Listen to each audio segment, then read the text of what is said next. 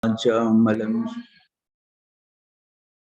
Sarirasya Vaidyakena Yopa Kurotam Pravaram Muninam Padanjalim Pranchaliranatosmi Stuve Padanjalim Vyasam Shankaram Chamunitrayam Kartrasutasya Bhashyasya Kramadvivaranasya cha.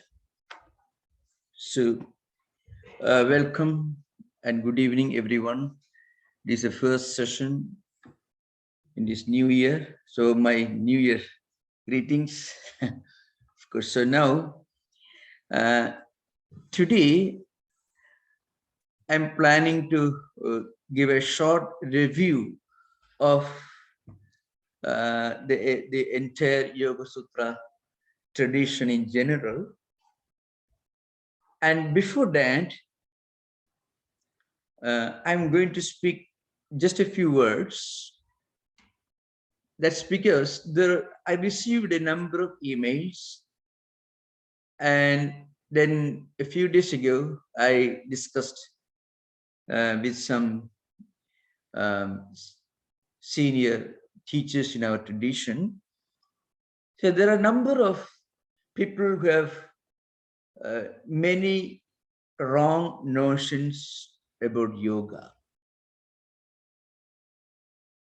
Now, one important reason why frequently we have wrong notions about yoga. For example, yoga is part of one particular religious tradition coming from Asia, and you are, without your being aware of it, you are practicing some religious rituals when you chant some of the mantras like Om, or when you meditate, when you sit in Padmasana, you are actually doing some religious rituals. So you are, in a way, you are indirectly introduced to an alien religious tradition. And of course, there are various shades of misunderstanding. It's very difficult to clear them. Now, one important reason why many of these misunderstandings are prevailing in society, one important reason is Yoga Sutras are not taught according to the traditional interpreters of the Patanjali system. That is one important reason. If any of you read,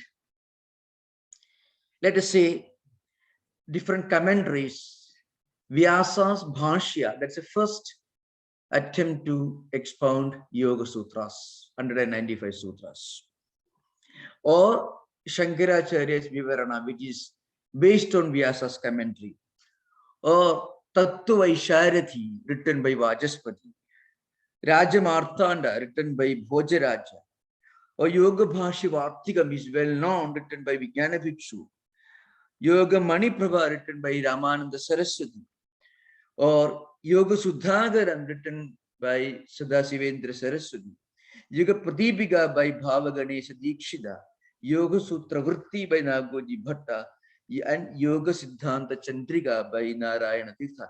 These are all important commentaries on Yoga Sutras. 8 important commentaries in addition to Patanjali's Yoga Sutras, Vyasa's commentary, and Shankaracharya's Vivarana. So altogether you find these 11 important works expounding Yoga Sutra. Now, in none of these commentaries will you ever come across anything like,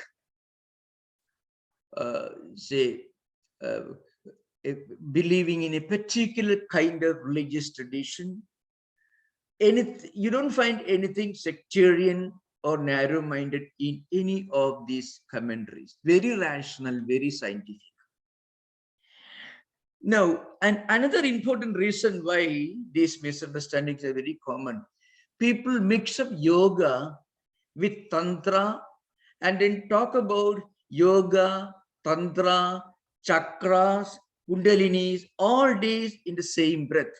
Now, actually, it is very unfortunate And also it is very tragic that such a wonderful, excellent system of mental health and physical health and mental and physical well-being, a system of mental and physical exercises which can be practiced by any person, including non-believers and atheists. And that's interesting.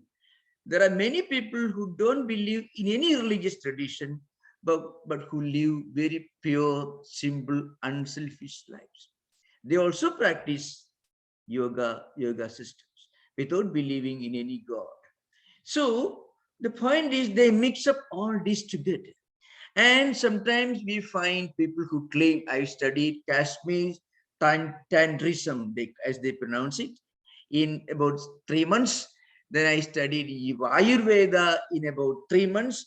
Then they mastered Kundalini, 7 chakras, and so on. Now, please remember, according to traditional teachers, each of these practices involves several years of intense, dedicated disciplining of mind, thoughts, and body under an experienced master.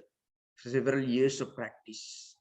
Now, what is happening is, without following any of these important disciplines, people start practicing breathing exercises, and then they get excited.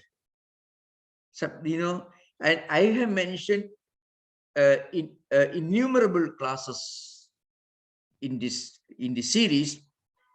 Again and again, I have mentioned, without being fully established yamas and niyamas, no one should undertake practice of breathing exercises or complicated physical postures like Shishasana and there are Siddhasana, some of these postures. Now, and Patanjali, Vyasa, and also the teachers of mainstream Hatha Yoga, the authors of Hatha Yoga Pratipika or Gheranda Samhita, they're all unanimous in their assertion that one should practice discipline in terms of lifestyle, food habits, even associating people. Otherwise, what is happening is you are actually heading for trouble. So most of the wrong notions about yoga, the yoga is something terrible. Then many people claim that they practice tantra, yoga, kundali, chakra, everything for less than a year, and they got into trouble. So yoga is bad, yoga is evil. It is all absolutely wrong. Of course, there are other people who have used stronger language because for actually disparaging such an excellent ancient meditative system. Now, one important aspect of yoga is yoga doesn't really mean standing on your head. Yoga doesn't mean breathing exercises. Yoga is nothing but going deeper into our own being, our own essence, and practicing some higher fundamental ethical moral values. Yoga is an attempt to take evolution at a higher level. This is an important thing. It is mentioned again and again in innumerable sutras, especially in the Kaivalyapada. Yoga is nothing but an attempt to take evolution to a higher level. Physical evolution is no more possible, but there are higher possibilities for all human beings. We can become better human beings. We can become more disciplined. We can become more self-restrained. We can practice yama, niyama, asana, pranayama, pratyahara, dharana, dhyana, samadhi. 8 parts of which yamas and niyamas constitute some of the basic, fundamental, ethical, moral, and spiritual disciplines which are applicable for every person, irrespective of what religion he or she is practicing, or whether he or she is a believer in God at all. Even non-believers and non-believers and non-conformists and atheists can practice values like non-violence, contentment, purity of thought, purity lifestyle. All these are values which everyone can practice. So this is an important thing to remember. Now, where is the main difference? The line of demarcation is this. If you get a teacher who has some mastery and understanding of the traditional interpretations of yoga, that teacher will never tell you, that teacher will never allow you even to practice intense breathing exercises without the supervision of a teacher, because it is very clearly mentioned.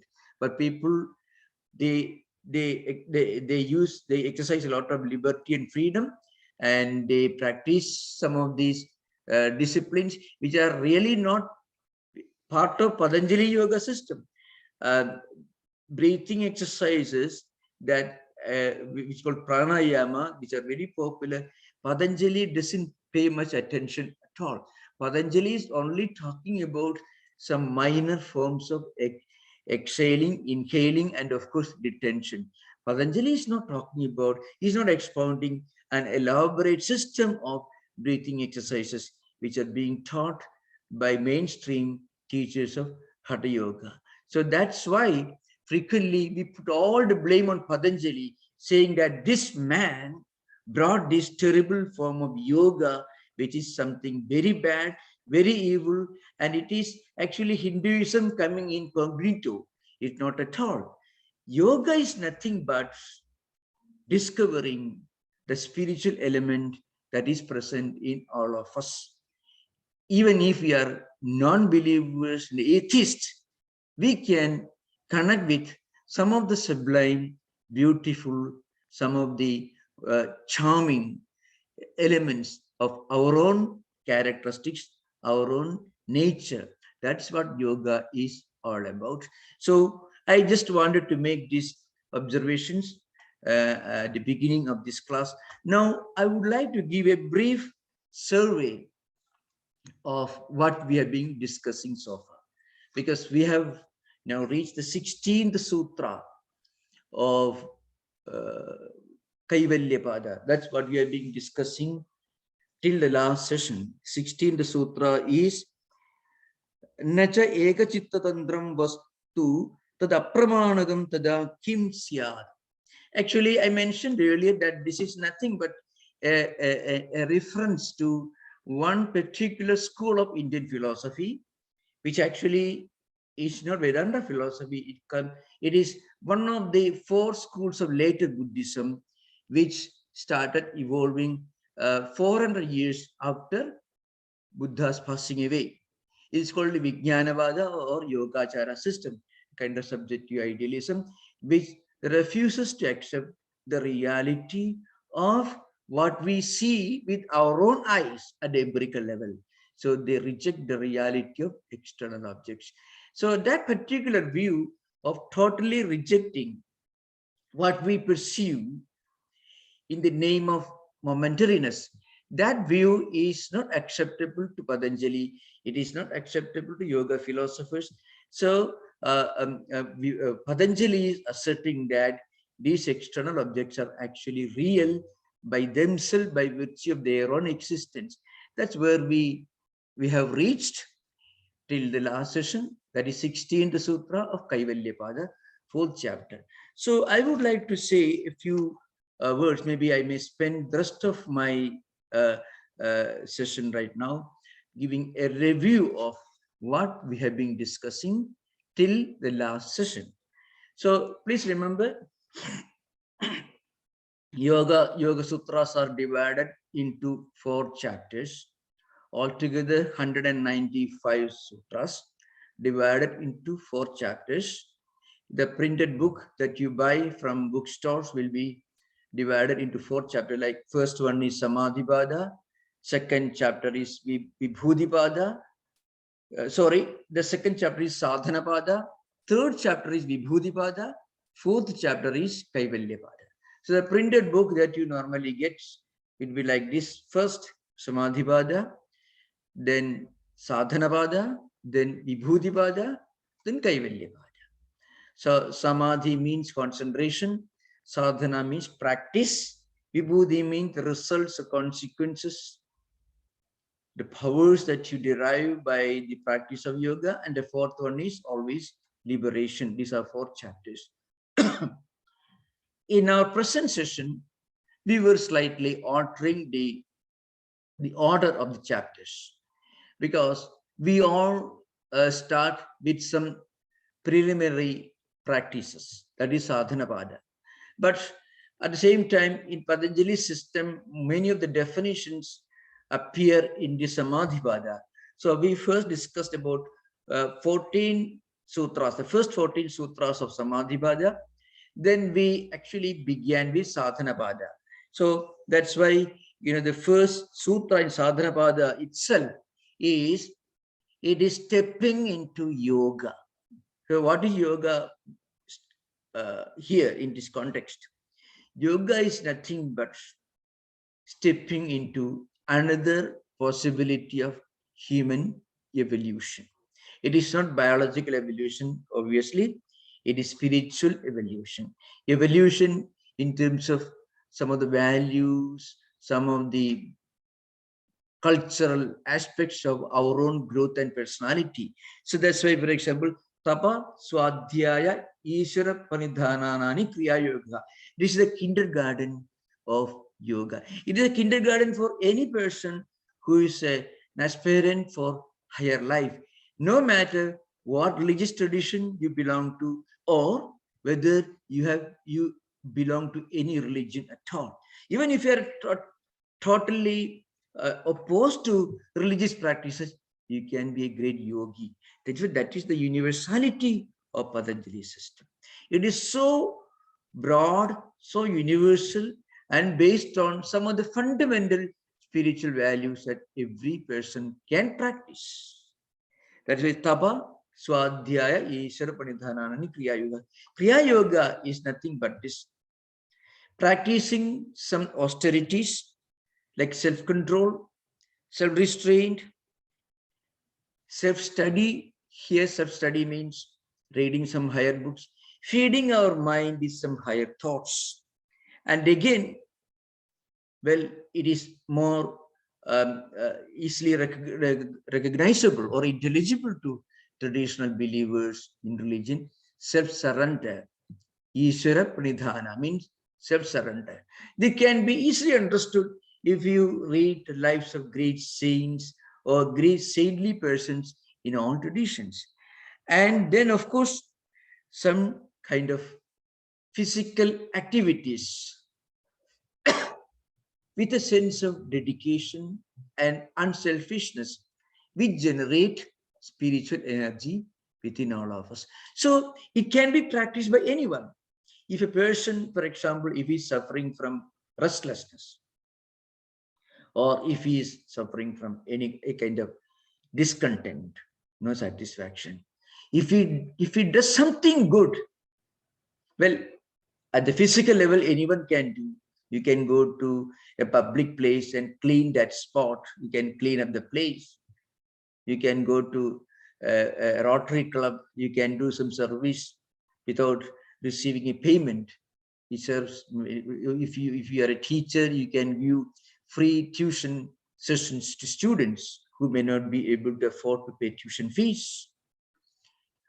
So any of these activities can be Kriya Yoga. Just imagine, not only worshipping in a temple or a church, it is perfectly wonderful. If you can do that, that is perfectly okay. But even beyond that, coming down to the common, the most common empirical level, any kind of noble, physical, intellectual, or mental activity with a sense of sanctity, self-control, and dedication without any selfishness, that is Kriya Yoga. In fact, this is the alphabet of yoga. Anyone can practice it.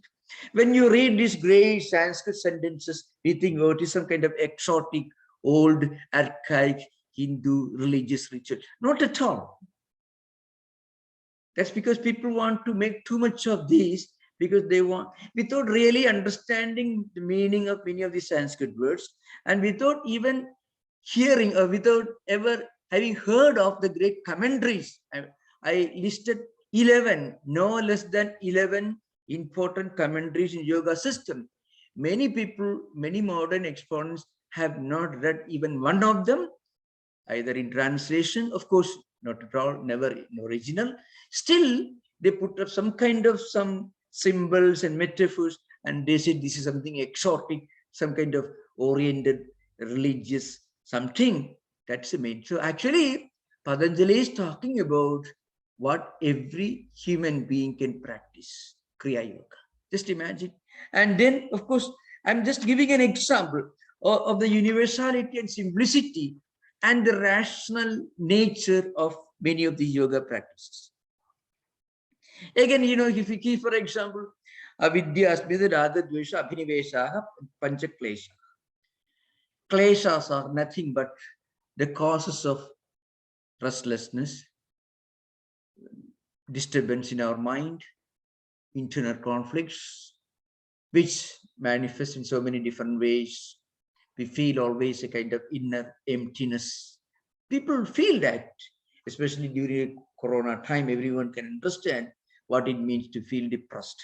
Not easy, not easy to escape the real implication of this sutra. And what is the reason? Raga, Dvesha, Abhinivesha. Our extreme likes for certain things, our extreme aversion to certain things. This every human being practices. You need not be a believer in any particular religion or God to practice extreme liking, some kind of infatuation for certain things, and its opposite, extreme dislike for certain things. And then what happens? A kind of clinging to this. This is everyone can. This is something everyone can understand. This is how Patanjali begins uncovering the world of human mind. What is going on within our mind? So how we can improve our own emotional life? How we can improve our inner world of mind? And then, of course, as he goes ahead, he says there is a way to go beyond this. And he says, for example, in the 15th Sutra of Sadhanapada, there is an interesting, it's a discussion. It is actually a definition of Parinama Dukkha.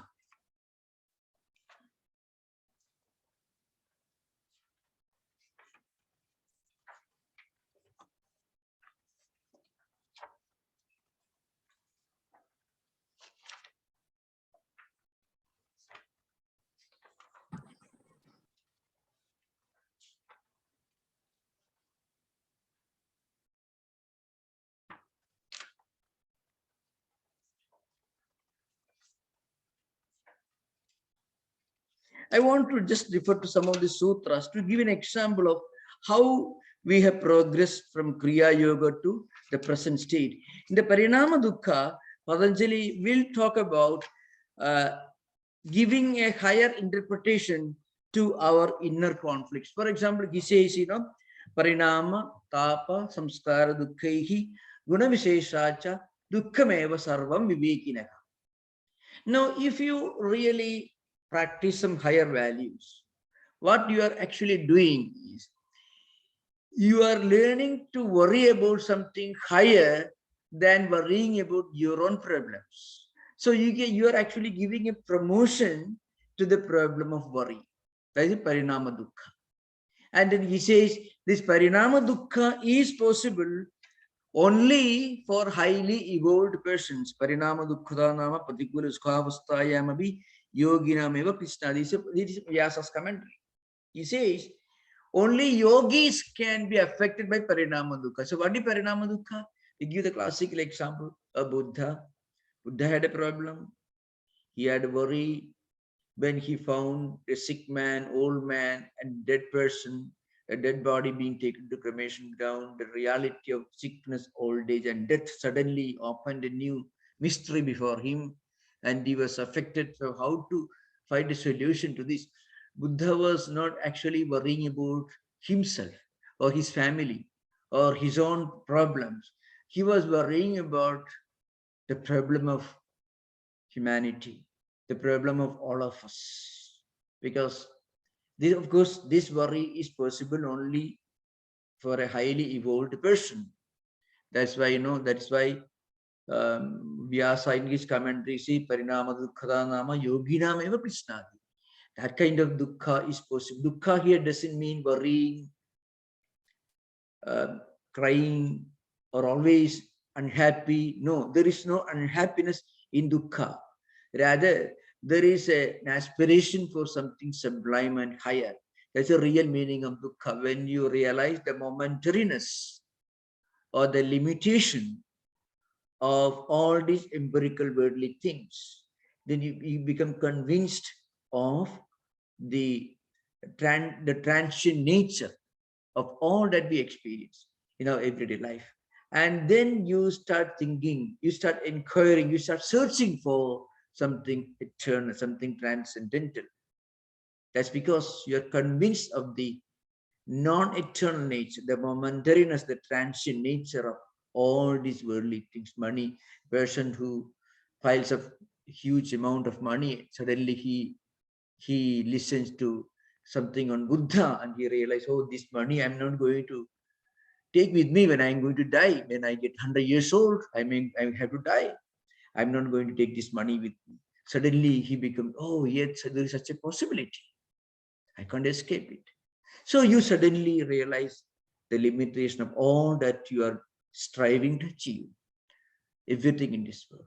And then you actually go to the library, you read a book on mysticism, or you read some books on higher values or whatever it is. So actually it's a promotion. That's what actually yoga is.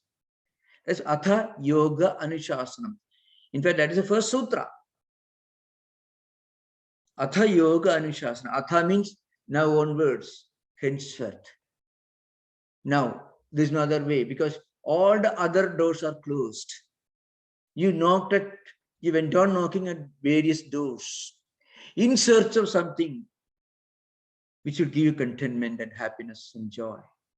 So you got a big job, made a lot of money, big home, lot of reputation, everything that you can be proud of, or everything that you thought by mistake, everything that will give you permanent satisfaction. Then you realize it is not possible. That moment is indicated by the word Atha. In fact, that is the first sutra of Samadhipada. Most of the texts begin with that sutra. Atha Yoga Anushasana. Now you have to get this instruction in yoga. So what is yoga means? Yoga means higher life. You are switching your evolution to a higher level. The biological evolution has reached this natural termination. Nothing more is possible.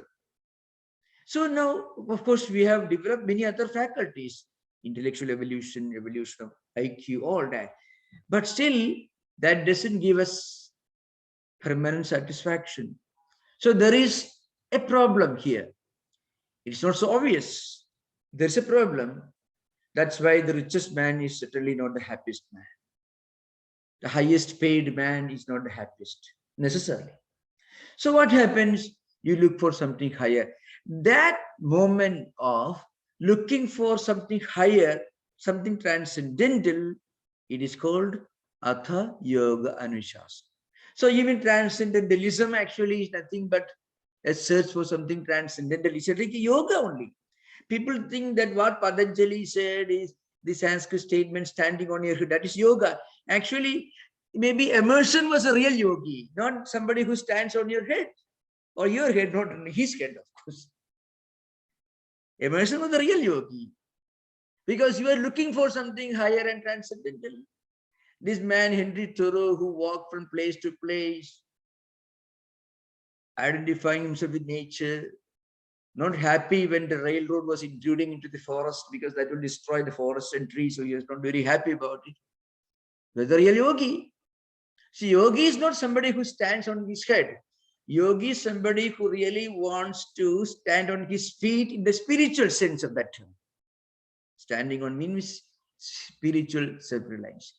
That is the time when you develop the parinama dukkha. So that's why the Samadhipada, where the first 14 sutras contain many of the definitions, like what is vritti, Vruttaya Panchadaya, Klishta, Pramana, Vigarpanidya, Nidra Smradaya. You can find all these definitions and listing of vrittis you find in the Samadhipada. So the point is that Atha stands for this beginning of the search for a higher possibility in our evolution at the spiritual level. And this is Sadhanapada.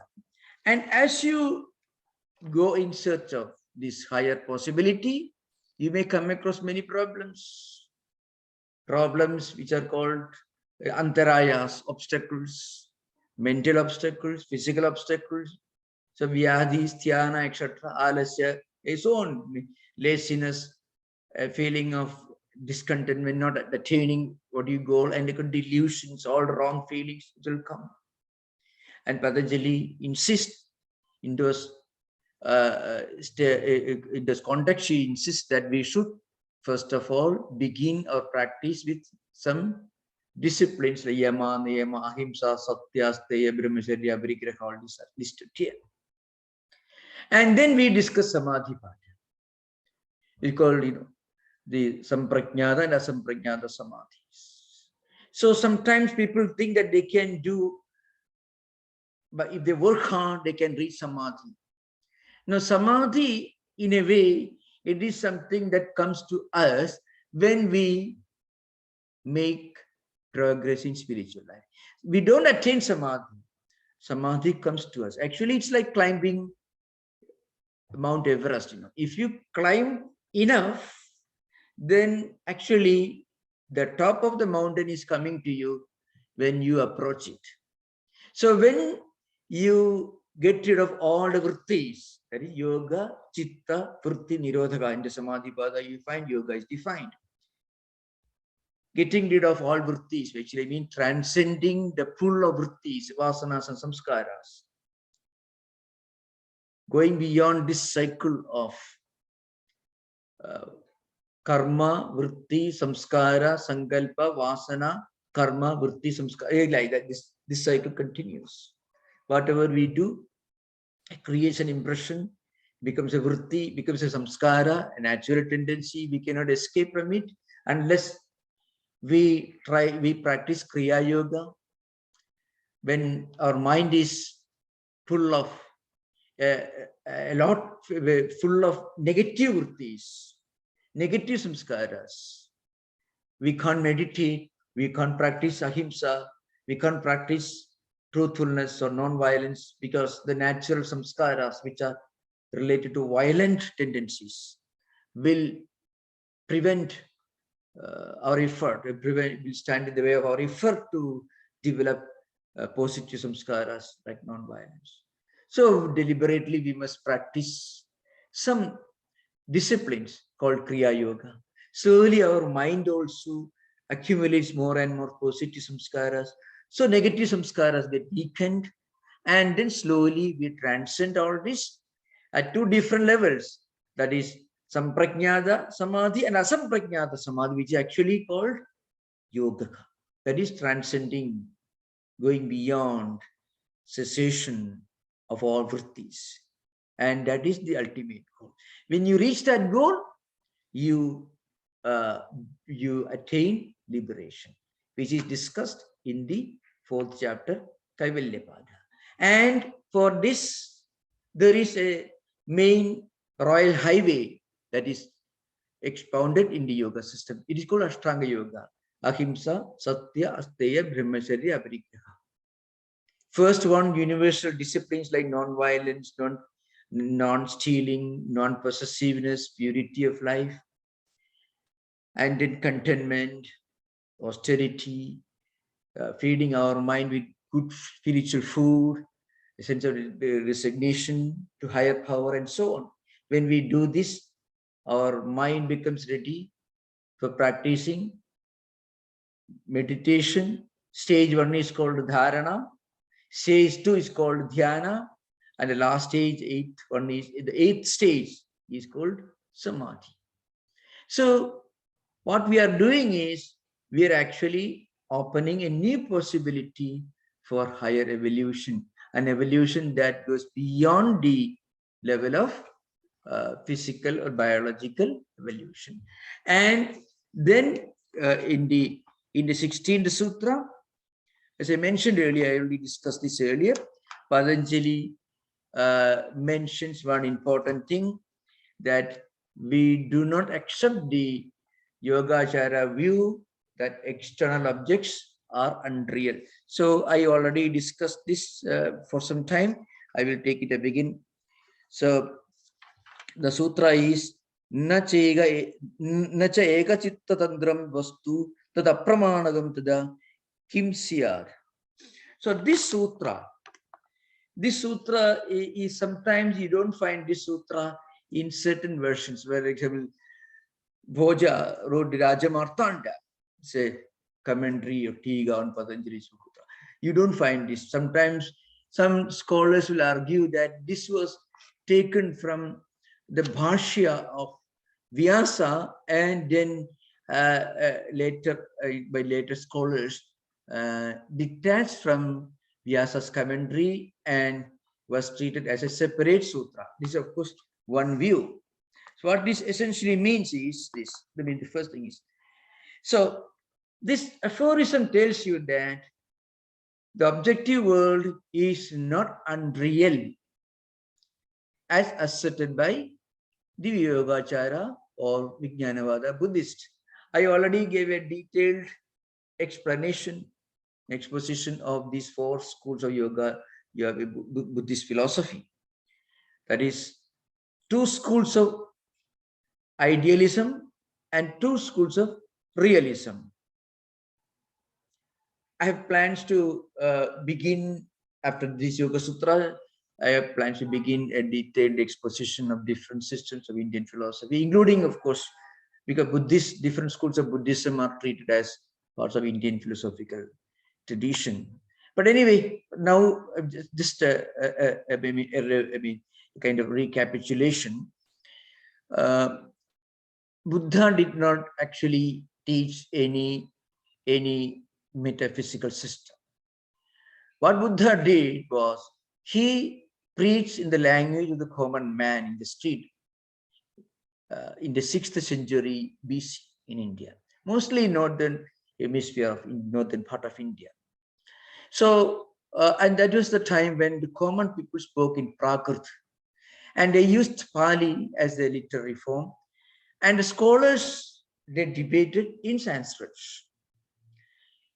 So, because Buddha spoke in the language of the common man, many of his teachings were not properly recorded, but 80 years, according to many scholars, after his passing away, in the first Buddhist council, which was held in Rajagriha in today's Bihar state of India, not far from the place Bodh Gaya where Buddha actually attained enlightenment. The first Buddhist council, which was attended by Buddhist monks from today's Afghanistan, today's Pakistan, which is part of Indian subcontinent, today's Sri Lanka, Burma, and all these places. They came, and many of them remembered the original teachings of Buddha, and they were all recorded in Pali language. It's called Pali canon, it's Pali canonical literature.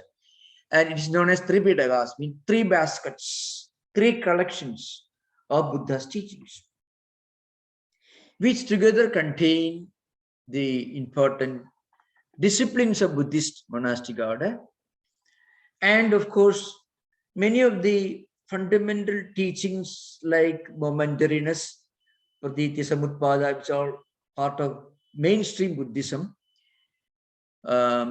were also included in the Sutta Pitaka, for example, contains Dhammapada, which is perhaps the most well-known book, philosophical and ethical book in the context of Buddhism. It's a Pali canonical literature, Dhammapada.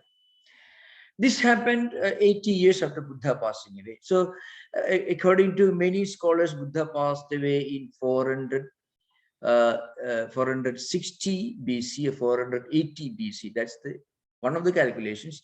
This may have happened in around 400 BC.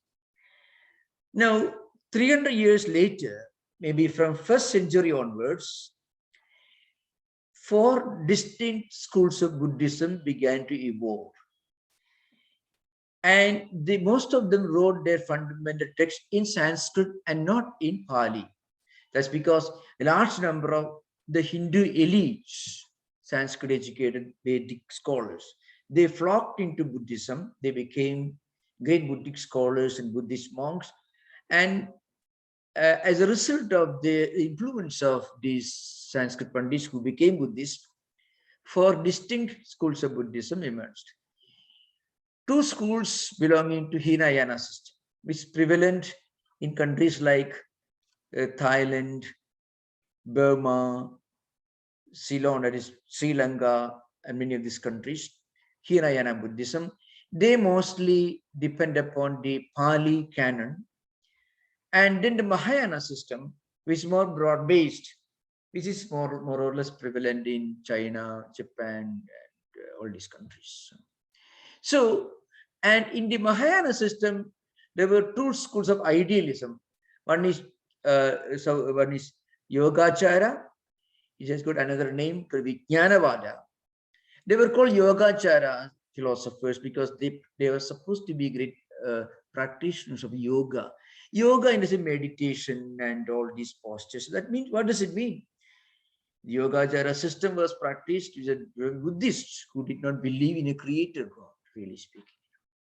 So you can find many of the postures of the ancient Buddhist books. They sit in Padmasana posture. Buddha himself can be seen seated in on Padmasana posture. The other school was Shunyavada, which is the school of philosophy propagated by Nagarjuna. The well-known book is called Madhyamika Karya. The other 2 schools of realism are called Sautrantika and Vaibhashikas. Now, in this particular sutra, Nacha ekachitta tantram vastu tat apramanagam tada kim sya. In this particular sutra, Patanjali is referring to as the school of philosophy known as Yogacara or Vijnanavada, which emphasized in the unreality of external objects. And the argument that Patanjali puts forward in the sutra and later in Vyasa's commentaries, that is, a thing is an object of knowledge to many and is not conceived by the mind of one individual. So an external object is seen and experienced by many people.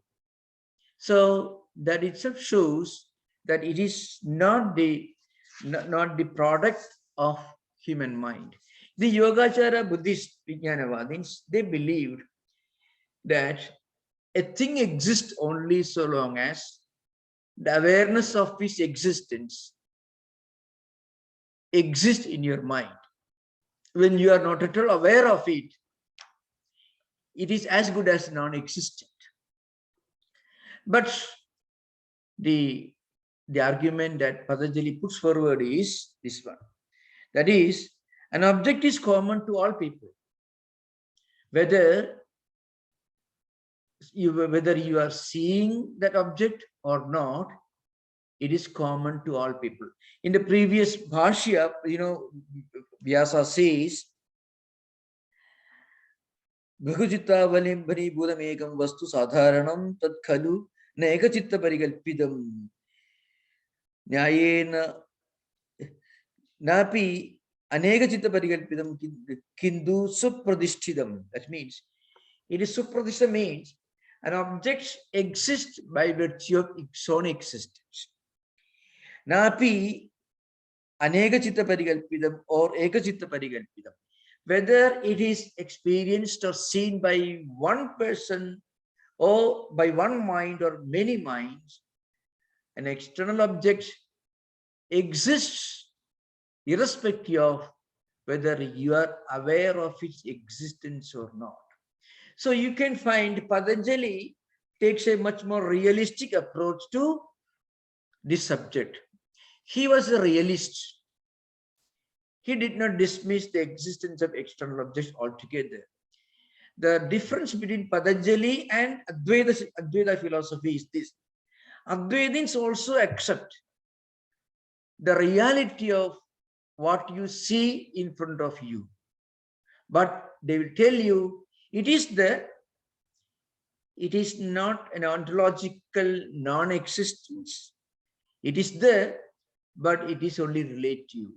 What you see, whatever you see with your mind and senses, for the very simple reason that you are seeing it, that is a valid reason to believe that it is not eternal, but it is not unreal in the absolute sense. It is relative. See, if you are seeing in front of a chair, the chair is not non-existent. But the very fact that you are seeing that chair shows that that chair has a form. So it has a name. And whatever has got a form and name is existing, but it goes on changing.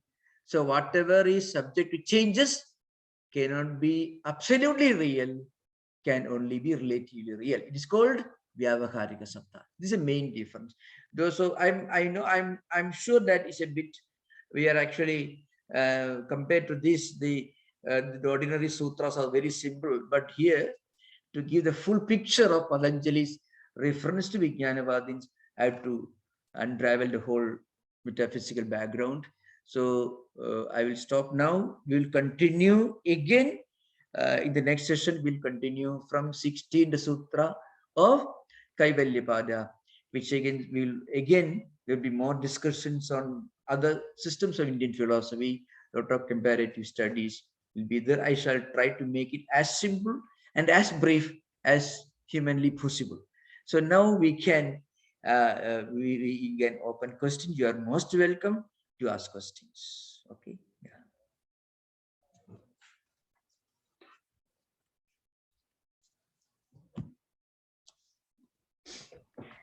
Pranam Swamiji.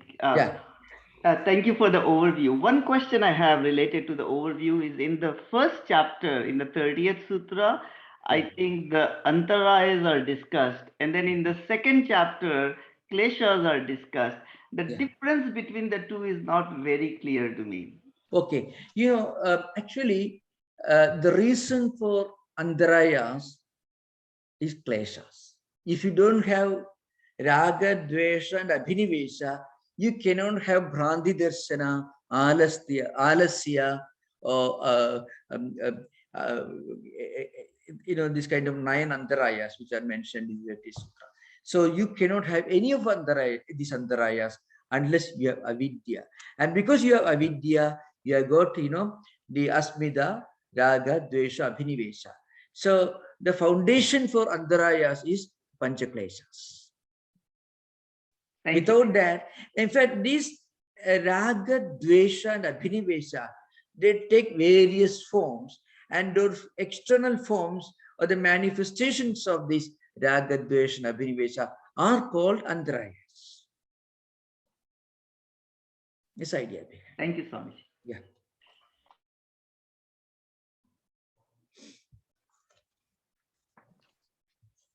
Maharaj, can you refer the sutra number for the description of raga, kleshas, and okay. Okay. Now you come to the sadhana pada. Just a minute. It's 2.3, Swamiji. Yeah, it is third sutra. Avidya, asmida, raga, dvesha, abhinivesha, panchaklesha. Actually, human memories and reminiscences will create certain types of obsessions in our mind, and these obsessions take various forms: extreme aversion to certain things, extreme liking or attachment to certain things, and some kind of irrational fear. These are 3 manifestations of human mind, mostly because of memories play an important role. More or less in modern psychiatry also, the memories are a big problem. When you are given medicines, actually your ability to remember is benumbed, which actually damages the mental system. So memories crop up in the mind again and again and creates irrational fears. So, and it is actually this dvesha. And again, dvesha doesn't appear independently. It has got the other side of the coin is called raga.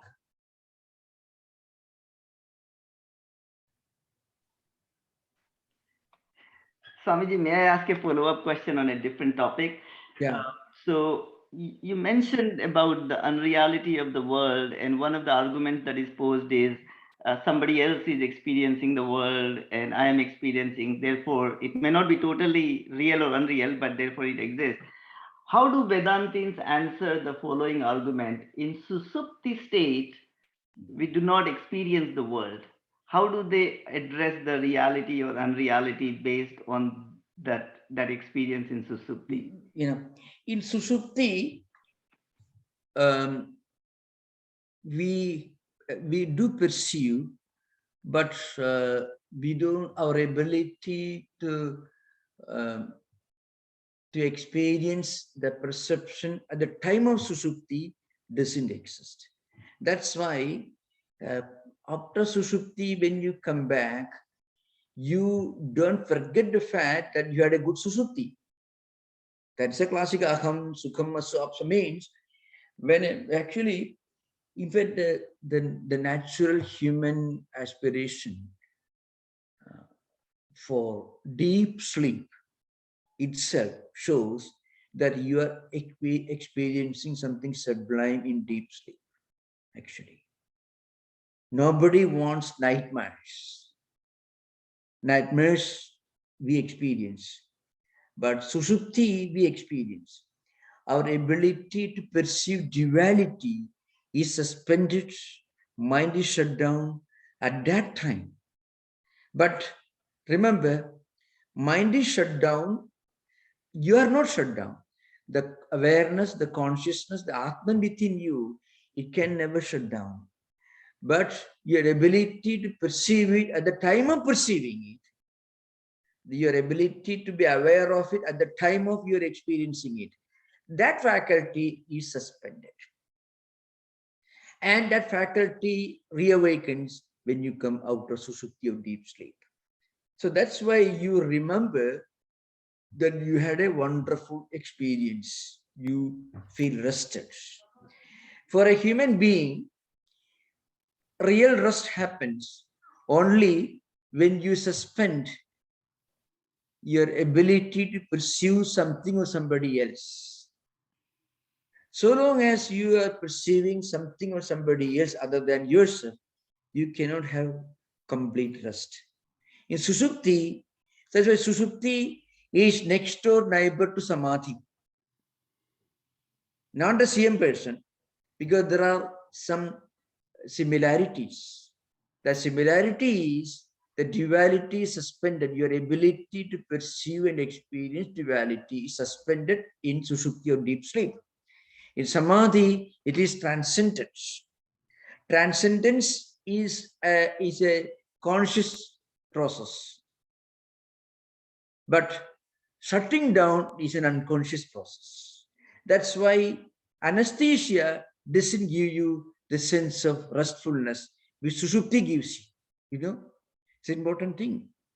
People feel restless when they come out of anesthesia. From a physiological point of view, what Sushupti gives you, anesthesia should give you, actually, but it doesn't happen. Because anesthesia is enforced Sushupti, enforced by medicine. Hypnotism is also same thing. So in Shankaracharya's Bhashya literature, you find Murcha is called Murcha. Murcha is an experience when you fall down. Perhaps if people suffering from epilepsy, they undergo this experience. but that's certainly not a very restful experience. So also anesthesia doesn't give you a restful experience. You are not aware of any pain when you are under the power of the medicine, but you are certainly not experiencing some kind of an infinite feeling of restfulness that you experience in deep sleep or sushupti. So sushupti is a time when your mind naturally, effortlessly shuts down. There are two different things: enforced suspension and natural suspension of the faculty to perceive duality. These are two different things. Thank you, Swamiji. Yeah. Swamiji, there's a comment on YouTube that mentions how much what you're saying is aligned, how much alignment there is with what you've stated with Western practices of psychiatry. But in many classes, you've said that Western psychiatry only goes so far. And comparably, you've noted in prior classes that Hatha Yoga teacher training certification programs do include some study of Patanjali and Yoga Sutras and Vedanta, but you have encouraged that we go further. So in both cases, I think that you have pointed to some omissions that we can take seriously. Yeah, could you mention what psychiatry? What do you mean? Western practice of psychiatric medicine. Oh yeah. Oh, that's right. That's psychiatry. You, of course, I think if you study yoga and Vedanta, especially yoga, Patanjali system, it can make a great contribution to modern psychiatry. I think so. It is possible, because the enforced suspension of your ability to feel pain comes at a terrible cost. Terrible cost. You have to suffer, you have to pay price for it if you suspend your faculty to experience pain. But then in modern medical, it is unavoidable, it is inescapable, no doubt about it. But the point is made in yoga system. That's all. The whole purpose of yoga is to consciously, with full awareness, climb the ladder of evolution, next phase. That is the whole purpose. Ashtanga yoga is nothing but this royal road leading to higher evolution. I recall you also mentioning that the mind alone, without witnessing itself, can't heal the mind. Yeah, it can be. Yeah, true. Yeah. Thank you, Maharaj. So thank you so much. There's another hand up. Sri Ram has a hand up. Yeah, most welcome. Swamiji, you mentioned that Patanjali recognizes the reality of objects, so he does not require nitya vastu viveka. But what about in terms of the Purusha and Prakriti? Where does the object belong in the? Well, all the objects are nothing but evolutes of Prakriti, Patanjali system. So when you practice yoga, you just go beyond your identification with the momentary objects. Objects exist, but you don't. You stop identifying yourself with these momentary things. So it is an evolution that happens to you, but you don't go beyond Prakriti. So it's important. See, Prakriti is not a Prakriti doesn't cease to exist. Your identification with the various evolutes of Prakriti, objects, the external world, that identification goes away and you realize your identity with Purusha. So, you should not bring in Mithya in Yoga Sutra. Patanjali will be very angry with you if you use the word Mithya when we discuss his system, because totally opposed. Patanjali system is a very realistic system. It is a pluralistic system in the sense it accepts more than one reality, more than one permanent reality, which is diametrically opposed to Vedanta, which expounds the idea of Maya, Mithya, where explaining the mystery of the absolute reality appearing as this changing relative world. So this is we should not mix one with the other. That's an important thing. We are actually, so we have two problems here. One problem is we sometimes forget that we are actually dealing with a different system of philosophy, not Advaita Vedanta. Remember, that's one thing.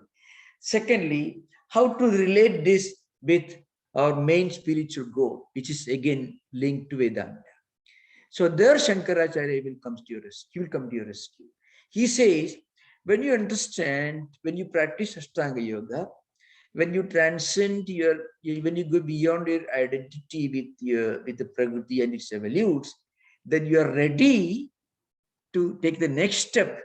That is your mind becomes purified of all vrittis, and that is called Sattva Shuddhi or Chitta Shuddhi in Vedanta. Then slowly you are ready to study Vedanta. So actually, according to Shankaracharya, Patanjali system is only primary school. But primary school should not neglect primary school. It's an important stage of our education. So this is a dualistic system, in the sense pluralistic system. Advaita Vedanta is non-dualistic. So the concept of Maya should not be brought in this, except in the main context of, spiritual experience. Then you can bring in Maya, but it's not part of yoga system. Yeah. Yes, sir.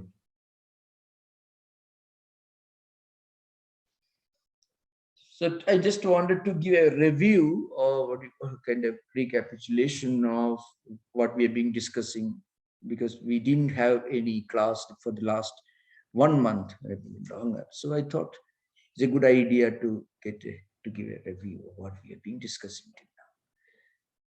So thank you for all the questions, those who participated in this discussion. Thank you. Namaskar. Om Shanti Shanti Shanti Hari Om Tat Sat Sri Ramakrishna Arpanamastu. Namaskar.